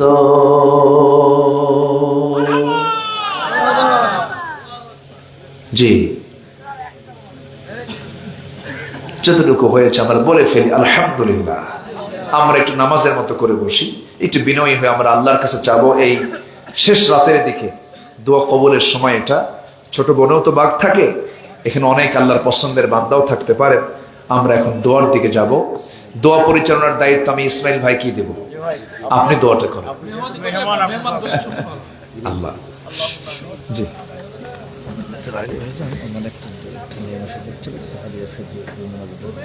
আচ্ছা দেখা যাক দেখবো জি। আল্লাহুম্মা আমিন। ربنا ظلمنا أنفسنا وإن لم تغفر لنا وترحمنا لنكونن من الخاسرين। গভীর রাত, নিঝুম রাত, ঝিমানো রাত্রিতে চাঁদের মতো তোমার পছন্দের কিছু বান্দা বান্দিদেরকে নিয়ে তোমার কালামের দুটো আয়াতকে সামনে রেখে ইমানদার কেমন হতে হয়, ইমানদারের চরিত্র কেমন হওয়া উচিত, ইমানদারের জন্য কোন কোন বিষয়গুলো অপরিহার্য, যৎকিঞ্চিত কিছু কথা বলার চেষ্টা করেছি। শেষ সময়ে এসে কাঙ্গাল ভিখারির মতো দুটো হাত পেতে আছে। আল্লাহ, গুনার দিকে নজর দিও না, বান্দা মনে করে তামাম জীবনের সমস্ত গুনাহগুলোকে মাফ করে দাও। জনম দুঃখিনী মা, জনম দুঃখী বাপ জানজার চলে গেলেন, জিন্দেগির গুনাহগুলো মাফ করো, কবরগুলোকে জান্নাতের টুকরা বানায়া দাও। অনেক আলোচনা শেষ করে বাড়ি ফিরবো, বউ দেখবো, ছেলে দেখবো, মেয়ে দেখবো, ভাই বোন দেখবো, কিন্তু মাকে পাবো না, বাপকে পাবো না। সে আব্বা আম্মা যারা চলে গেল, জিন্দেগির গুনাহগুলো মাফ করে দাও, কবরগুলোকে জান্নাতের টুকরা বানায়া দাও। সবাই হাতটা একটু উঁচু করে আল্লাহ শেখানো দোয়া পড়ে আব্বা আম্মার জন্য সবাই বলুন, রব্বিরহামহুমা কামা রব্বায়ানি সগীরা, রব্বিরহামহুমা কামা রব্বায়ানি সগীরা। ও আল্লাহ, বিশেষ করে মাহফিলটার আয়োজন করলেন যারা, শোনার জন্য আসলেন যারা, বিনিময়ে কিয়ামতের কঠিন ময়দান যেদিন কেউ কাউকে চিনবে না, এমনকি মা সন্তানকে পর্যন্ত স্বীকার করে বসবে, যেদিন মানুষ কাঁদতে কাঁদতে চোখের পানিগুলো ফরে যাবে, চোখ থেকে রক্ত বের হওয়া শুরু হয়ে যাবে, সেই কঠিন মুসিবতের দিন এই মাহফিল সবার জন্য নাজাতের মাধ্যম তুমি আল্লাহ বানাইয়া দিও। আয় আল্লাহ তাআলা, তোমার বান্দাগুলো কি এমন সময় হাত তুলেছি মুসলমানদের পায়ের তলায় মাটি নাই, মুসলমান মার খেতে খেতে শেষ হয়ে গেল। আল্লাহ মেহেরবানি করে 180 কোটি মুসলমানের জন্য অমরের মতো, আলীর মতো একজন নেতা পাঠায়া দাও। আয় আল্লাহ তাআলা, তোমার কাছে ফরিয়াদ করি, আয় আল্লাহ তাআলা তোমার কাছে ফরিয়াদ করে মুসলমানদের প্রথম কিবলা বাইতুল আকসাকে তুমি আল্লাহ মুসলমানদের হাতে তুলে দাও। আয় আল্লাহ তাআলা এই জামানার সালাউদ্দিন আইয়ুবের মতো একজন মুজাহিদ পয়দা করে দাও।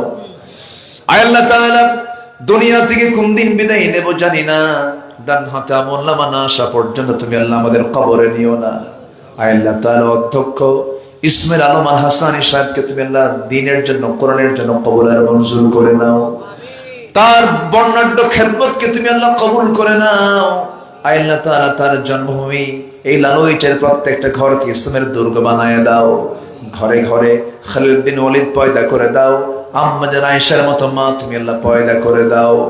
খাওলা বিন তাজরের মতো তুমি আল্লাহ মুজাহিদা পয়দা করে দাও। আয় আল্লাহ তাআলা, তোমার বান্দাগুলো কিনে হাত তুলেছে এমন সময়, যে সময়ের দোয়া কবুলের সময়। আল্লাহ যিনি অসুস্থ সুস্থ করে দাও, ঋণগুলো ঋণ মুক্ত আর তৌফিক দিয়ে দাও। এক কথায় যার যার সমস্যা তুমি আল্লাহ দয়া করে সমাধান করে দাও। এই দুনিয়াতে আসার তো সিরিয়াল ছিল, যাওয়ার তো কোনো সিরিয়াল নাই। ডান হাতে আমলনামা না আসা পর্যন্ত কবরে নিও না আল্লাহ। তবে যেদিন মরে যাবো রে, টান মেরে ঘর থেকে বের করে দেবে, জীবনের শেষ গোসলটা হয়ে যাবে, মরা মানুষ সব দেখে দেখে চলে যাবে, কবরে শোয়া দেবে, বাঁশ চাপা দেবে, মাটি চাপা দেবে, ওই যে বিদায় নিয়ে দেবে, আর কোনোদিন কেউ খোঁজ নিতে যাবে না। আল্লাহ 24 ঘন্টায় মাথার চুলগুলো খসে খসে পড়বে, 3 দিনের চামড়াগুলো গলে গলে পড়বে, পোকার পেটে চলে যাবে 7 দিন, পেটের নারী বেরিয়ে সব চোখ মুখ কান নাক দিয়ে বের হওয়া শুরু হয়ে যাবে, চেহারা বিকৃত হয়ে যাবে। মাত্র 3টা মাস পর দেখা যাবে কয়েকটা হাড় ছাড়া কবরে আর কিচ্ছু নাই রে। তোমার কাছে ফরিয়াদ করি, দিন শেষে তুমি ছাড়া কোনো বন্ধু আমার নাই। আল্লাহ এই মাদ্রাসাকে কবুল করো, শিক্ষক ছাত্রদেরকে কবুল করো। এই মাদ্রাসাকে তুমি আল্লাহ এলাকার শ্রেষ্ঠ বিদ্যাপীঠ হিসেবে তুমি আল্লাহ দয়া করো, কবুল করে নিও। যারা যারা দান করলেন সবার দানকে কবুল করো। আশপাশ যত মাইয়াত শুয়ে আছেন কবরগুলোকে জান্নাতের টুকরা বানায়া দাও। মওতের সময় যখন চলে আসবে জবানে জারি করে দিও লা ইলাহা ইল্লাল্লাহু মুহাম্মাদুর রাসূলুল্লাহ। আসসালামু আলাইকুম ওয়া রাহমাতুল্লাহি ওয়া বারাকাতুহু। এটা দিয়ে দিক ডাক্তার ভাই, মে মাসে বলছি। আর আমি ফোন মাঝে মাঝে